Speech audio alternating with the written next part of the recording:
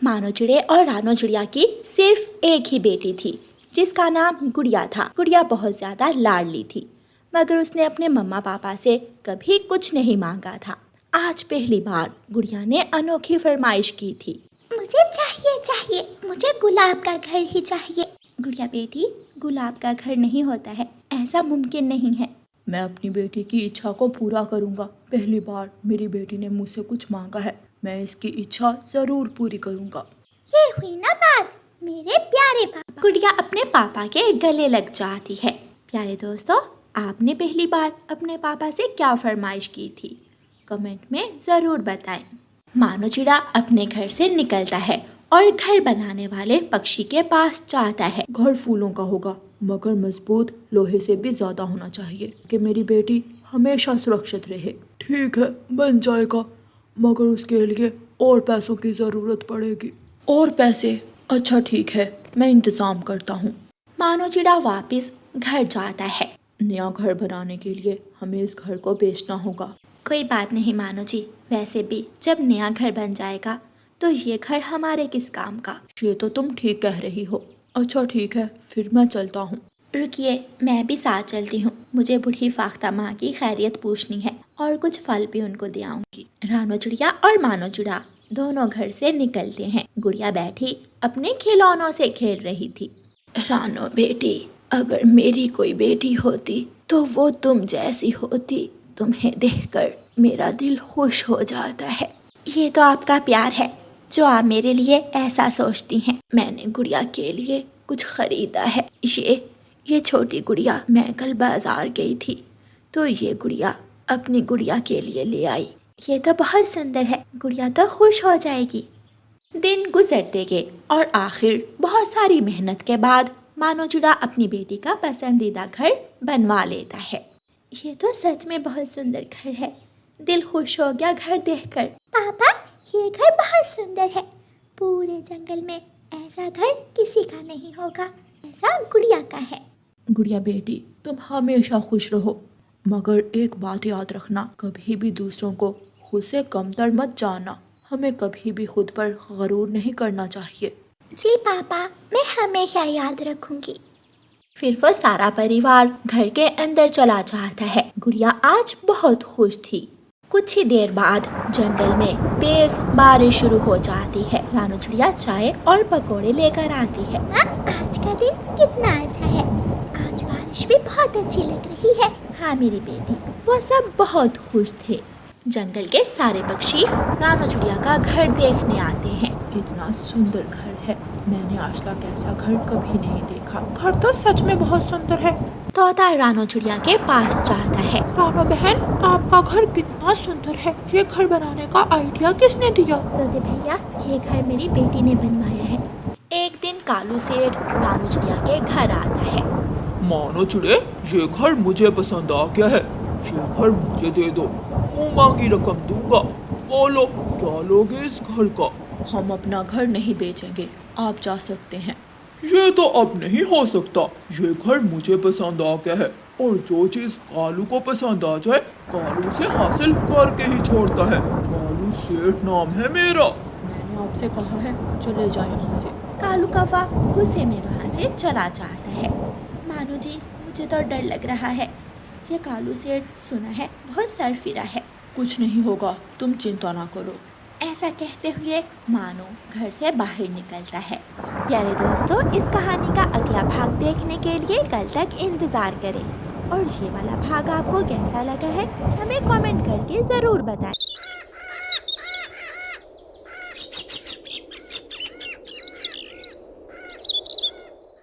दूर किसी जंगल में कौवा और कौवी रहा करते थे। वो सारा दिन जंगल घूमते, खाते पीते और फिर सो जाते। एक दिन कौवा कौवी से कहता है, आज तो जल्दी आँख ही नहीं खुली, चलो गोरी घूमने चले। नहीं कालू जी, आज मेरी तबीयत ठीक नहीं है, तुम चले जाओ। आज हम आम खाने जाएंगे, जो आम कच्चे थे अब पक गए होंगे। चलो, वरना कोई और तोड़ कर ले जाएगा।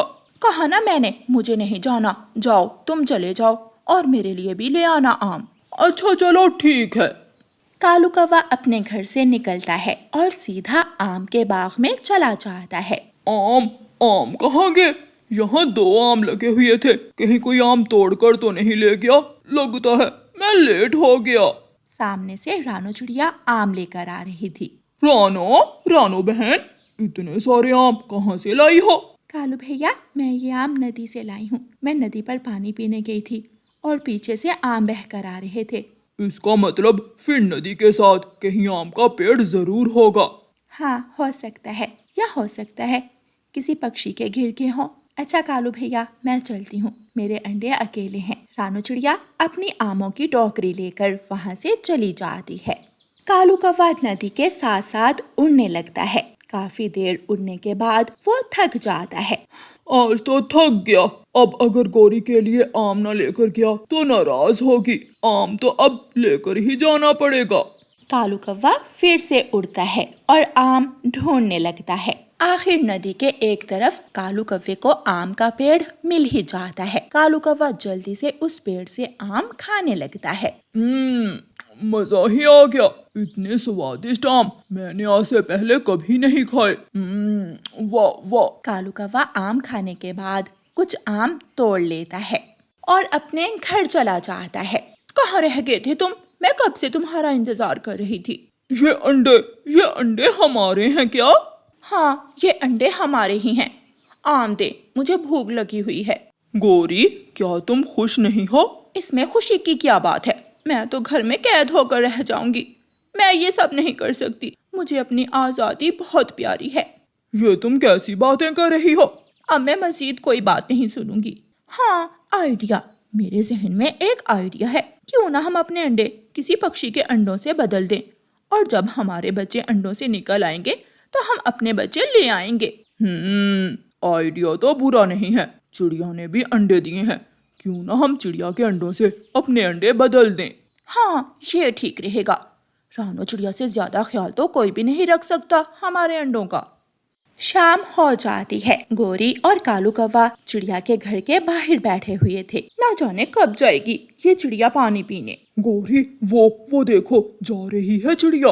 रानो चिड़िया पानी पीने चली जाती है और कौवे अपने अंडों से रानो चिड़िया के अंडे बदल देते हैं। अब इन चिड़िया के अंडों का क्या करें गौरी? करना क्या है, इनको हम दूर झाड़ियों में फेंक देंगे। दिन गुजरते गए। रानो चिड़िया अपने अंडों से बहुत प्यार करती। वो कहाँ जानती थी कि वो अंडे तो कौवों के हैं। जब तुम दोनों अंडों से बाहर आ जाओगे तो मैं तुम्हें उड़ना सिखाऊंगी। भोजन ढूंढने साथ लेकर जाया करूंगी। मैं अपने बच्चों को सब सिखाऊंगी और कामयाब पक्षी बनाऊंगी। रानो चिड़िया बहुत खुश थी। आखिर वो दिन भी आ जाता है जिसका रानो चिड़िया को इंतजार था। अंडे फूटते हैं और 2 काले बच्चे बाहर आते हैं। मम्मा मम्मा। बच्चे मम्मा मम्मा करते हुए रानो चिड़िया के गले लग जाते हैं। ये क्या? ये कैसे हो सकता है? ये तो कौवों के बच्चे हैं। रानो चिड़िया बहुत रहमदिल चिड़िया थी। वो बच्चों को दाना खिलाती है। वो उनका बहुत ख्याल रखती है। उधर कौवों को भी पता लग जाता है। कालू जी, मुझे घर में कैद होकर बैठना भी नहीं पड़ा और हमें बच्चे भी मिल जाएंगे। चले हम अपने बच्चों को लेकर आते हैं।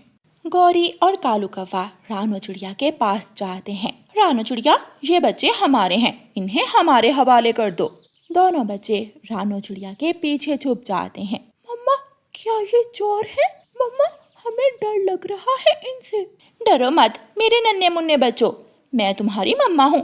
तुम दोनों को लेने आई हूँ। मैंने इनकी हिफाजत की, मैंने इन्हें प्यार दिया। अब ये तुम्हारे नहीं, मेरे बच्चे हैं। जाओ, चली जाओ यहाँ से, वरना मैं पूरे जंगल को यहाँ इकट्ठा कर लूंगी। छोटी चिड़िया, ये बच्चे तो कोई अंधा भी देखकर बता देगा कि ये हमारे हैं। कोई तुम्हारी नहीं सुनेगा। चिड़िया बेचारी करती तो क्या करती, वह बच्चे गोरी कौवे को दे देती है और कौवे बच्चे अपने घर ले जाते हैं। मेरे प्यारे बच्चों, ये लो, ये मीठा मीठा फल खाओ। गोरी कौवी हर तरह की कोशिश करती है, मगर बच्चे कुछ भी खाने को तैयार नहीं थे। वो कमजोर होते जा रहे थे, ना तो कुछ खाते थे और ना ही कुछ पीते थे। मेरे बच्चों, बताओ क्या चाहिए तुम्हें? मैं अपने बच्चों के लिए हर चीज बनाऊंगी। हमें कुछ नहीं खाना, हमें अपनी मम्मा चाहिए, हमारी मम्मा ला दो। दोनों बच्चे बीमार हो जाते हैं। गौरी, हमें कुछ करना होगा वरना हमारे बच्चे मर जाएंगे। नहीं नहीं कालू जी, ऐसा नहीं हो सकता, मेरे बच्चे बिल्कुल ठीक हैं। कालू कौवा रानो चिड़िया के पास जाता है। रानो चिड़िया, जल्दी मेरे साथ चलो, हमारे बच्चे रो रो कर बीमार हो गए हैं। रानो चिड़िया कालू कौवे के साथ जाती है। रानो चिड़िया को देखकर बच्चे खुश हो जाते हैं और रानो चिड़िया के गले लग जाते हैं। रानो, हमें माफ कर दो, हमने बहुत गलत किया। आज हमारे बच्चे ही हमसे डर रहे हैं। इससे बड़ी सजा और हमारे लिए क्या हो सकती है? तुम अपने बच्चे ले जाओ, ये तुम्हारे ही बच्चे हैं। मैं इनका बहुत ख्याल रखूंगी। तुम्हारा जब दिल चाहे इनसे मिलने आ सकती हो। रानो चिड़िया बच्चों को लेकर चली जाती है। गौरी और कालू खाली हाथ रह जाते हैं। प्यारे दोस्तों, इस कहानी को लाइक, अपने दोस्तों के साथ शेयर और चैनल को सब्सक्राइब करना बिल्कुल मत भूलना। आपका धन्यवाद। रानो चिड़िया की ऐसी कहानियाँ सुनने के लिए YouTube सर्च बार में रानो चिड़िया की कहानी लिखें या फिर ये बटन दबाकर बोलकर कहें रानो चिड़िया की कहानी। मम्मा, आप आज मुझे परेशान लग रही हैं। हाँ बेटी, घर में केवल एक दिन का ही राशन बचा है। मुझे चिंता है कि हम कल क्या खाएंगे। मम्मा, आप खुद ही तो कहती हैं कि मुश्किल समय में परेशान होने की बजाय मुश्किल समय का मुकाबला करते हैं। हाँ मेरी बेटी, आपने ठीक कहा। फिर मम्मा चिड़िया जो चावल घर में थे वो भगोती है और उन्हें पकाकर एक प्लेट में डालती है। मम्मा, ये चावल खाने से हम दोनों का पेट तो नहीं भरेगा। आप ये चावल खा लें, मैं कल खा लूंगी। गुड़िया बेटी, मैंने तो चावल पकाने से पहले ही 2 दाने खा लिए थे। ये चावल आप खा लें। वो दोनों माँ बेटी एक दूसरे से ऐसे कह रही थीं कि उनके घर के दरवाजे पर दस्तक होती है। मम्मा, आप ये चावल खाएं, मैं देखती हूँ बाहर कौन है। फिर गुड़िया दरवाजा खोलती है। दरवाजे पर एक साधु पक्षी खड़ा था। बेटी, मैं 2 दिन से भूखा हूँ, मुझे खाना दो।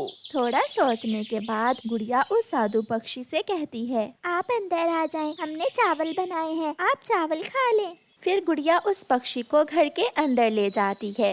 आप कौन है? मम्मा, इन्हें भूख लगी है, ये चावल इनके लिए काफी होंगे, हमने तो पेट भर खाना खा लिया है। मगर गुड़िया बेटी, मम्मा, हमेशा दूसरों की मदद करें। अंकल, आप अपनी ये गठरी यहाँ रखें और ये चावल खा लें। फिर वो साधु पक्षी अपनी गठरी वहाँ रखता है और चावल खाने लगता है। वो पेट भर चावल खा लेता है। आपका बहुत बहुत धन्यवाद बेटी, आपने मेरी भूख मिटाई। ऊपर वाला आपकी भूख मिटाएगा। अब मैं चलता हूँ। ऐसा कहते हुए वह साधु पक्षी वहाँ से चला जाता है। गुड़िया बेटी, आपको भूख लगी होगी। आपने कौन सा कुछ खाया है? आप भी तो भूखी ही हैं। मम्मा, वो अंकल अपनी गठरी यहाँ भूल गए हैं। देखें बेटी, उसे बाहर देखें, वो अभी दूर नहीं गए होंगे। गुड़िया वो गठरी उठाकर घर से भागती है। अंकल, अंकल रुके अंकल, आपकी गठरी, ये रही आपकी गठरी। गुड़िया उस साधु पक्षी को थोड़ी दूर जाकर रोक लेती है। आपकी गठरी हमारे घर भूल गई थी अंकल। नहीं बेटी, ये गठरी मैं भूला नहीं, मैं तो जानबूझकर उसे वहाँ छोड़कर आया था। क्या मतलब अंकल? मैं समझी नहीं आपकी बात। ये आप वापस घर ले जाएं और इसमें जो भी हो वो आपके लिए मेरी तरफ से तोहफा है। अब मुझे जाना होगा। अंकल, मम्मा मना करेंगी। बड़ों के आगे जिद नहीं करते बेटी, आप बहुत बुद्धिमान हैं। जाओ, जीती रहो बेटी। फिर मजबूर होकर गुड़िया वो गठरी अपने घर ले जाती है। मम्मा, उन्होंने ये गठरी लेने से मना कर दिया। मैंने बहुत जिद की ये गठरी उन्हें देने की, मगर वो बोले कि इसमें मेरे लिए गिफ्ट है। शायद होगा कुछ। आप सो जाओ बेटी, मुझे नींद आ रही है। कल देखेंगे घर के लिए राशन कैसे लाना है। फिर गुड़िया की मम्मा सो जाती है, मगर गुड़िया उस गठरी को देखे जा रही थी। फिर गुड़िया आहिस्ता से वो गठरी खोलती है। उसकी तो चीख ही निकल जाती है। मम्मा, इसमें तो बड़ा खजाना है। मम्मा, ये कैसे हो सकता है? गुड़िया की मम्मा भी उठ जाती है। जिस पक्षी के पास खाना नहीं था, वो इतनी सारी धन दौलत हमें कैसे दे सकता है बेटी? मम्मा, वो पक्षी जरूर कोई साधारण पक्षी नहीं था, वो आया ही हमारी मदद करने था। फिर मम्मा चिड़िया और उसकी बेटी मीठी नींद सो जाती हैं। दूसरे दिन गुड़िया और उसकी मम्मा बाजार जाती हैं। वो अपने लिए वहाँ से महीने भर का राशन लेती हैं। गुड़िया अपने लिए गरम टोपी और मफलर लेती है। कबूतर भैया, अगर आपके आसपास कोई गरीब पक्षी हो तो उसे मेरे पास भेज देना, मैं उसकी मदद करूँगी। चिड़िया, मगर आपके पास इतना पैसा कहाँ से आया? ये सब ऊपर वाले की देन है।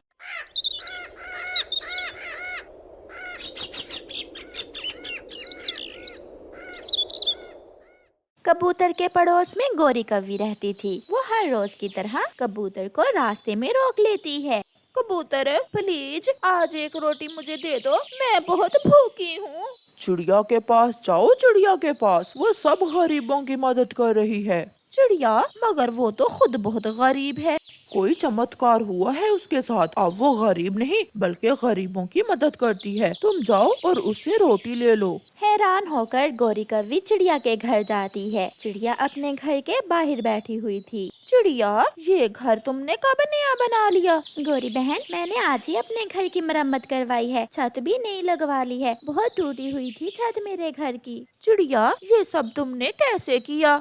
फिर चिड़िया गोरी को रात वाली साधु पक्षी की बात बताती है। गुड़िया उसकी गठरी वापस करने गई तो उसने वो गठरी लेने से इनकार कर दिया। ऐसा साधु पक्षी मुझे क्यों नहीं मिलता? छोटी चिड़िया, ऐसे सारे चमत्कारी काम तुम्हारे साथ ही क्यों होते हैं? आप यहाँ बैठे, मैं आपके लिए रोटी लेकर आती हूँ। मुझे नहीं लेनी तुमसे रोटी, मैं तो उस साधु पक्षी को ही ढूंढूंगी अब। गोरी वहाँ से भाग जाती है। गोरी इधर जाती है, गोरी उधर जाती है। वो सारे जंगल में उस साधु पक्षी की खोज करती है। वो उड़ती उड़ती पहाड़ों की तरफ निकल जाती है। एक सूखे हुए पेड़ के पास गोरी कौवी को वो साधु पक्षी बैठा हुआ दिखाई देता है। गोरी तुरंत वहाँ जाती है। साधु पक्षी जी, मैं आपको कब से ढूंढ रही हूँ। क्या आपको भूख लगी है? क्या मैं आपको खाने के लिए कुछ ला कर दूँ? नहीं, मुझे इस समय भूख नहीं है। तो फिर बिना खाए ही वो चिड़िया वाली एक गठरी मुझे भी दे दो। तुम ऐसा करो, ये लड्डू पीपल के पेड़ पर बैठी हुई बूढ़ी फाख्ता को देकर आओ, फिर मैं तुम्हें भी वो गठरी दे दूंगा। मैं अभी गई और अभी आई। गोरी कौवी साधु पक्षी से वो लड्डू लेकर पीपल के बड़े पेड़ की तरफ उड़ती है। जाते हुए गोरी कौवी एक पेड़ पर रुक जाती है। वो बूढ़ी फाख्ता इतने लड्डू खाकर क्या करेगी, और साधु पक्षी को क्या मालूम कि मैंने रास्ते में अपना पेट भरा है। ऐसा सोचते हुए गोरी कौवी उन लड्डुओं में से 2-3 लड्डू खा लेती है और फिर से उड़ती है। बूढ़ी फाख्ता, लो ये लड्डू साधु पक्षी ने आपके लिए भेजे हैं। अच्छा किया जो आप आ गई, मैं बहुत भूखी थी। गोरी वापस जाती है। साधु पक्षी जी, अब जल्दी से मुझे वो चिड़िया वाली गठरी दे दें, मैं बहुत थक गई हूँ। तो ये बात है, लो जैसे काम वैसे दाम। ऐसा कहते हुए साधु बाबा गोरी कौवी को एक गठरी दे देता है। गोरी वो गठरी लेकर खुशी खुशी वहाँ से चली जाती है। थोड़ी दूर जाकर गोरी कौवी वो गठरी खोलकर देखती है। मर गई, हाय मर गई। साधु बाबा, ये तुमने मेरे साथ क्या किया? चिड़िया को दिया खजाना और मुझे दी सजा। वो साधु पक्षी अचानक वहाँ आता है। जैसे काम वैसे दाम। मैं लालची, झूठे और बुरे पक्षियों की मदद नहीं करता। चिड़िया एक अच्छी पक्षी है और उसकी बेटी बहुत बुद्धिमान और दयालु है। तुम बुरी हो और लालची, इसलिए तुम्हें सजा मिली है। गोरी बैठी रोती रहती है। प्यारे दोस्तों, इस कहानी को लाइक करना बिल्कुल मत भूलना। आपका धन्यवाद।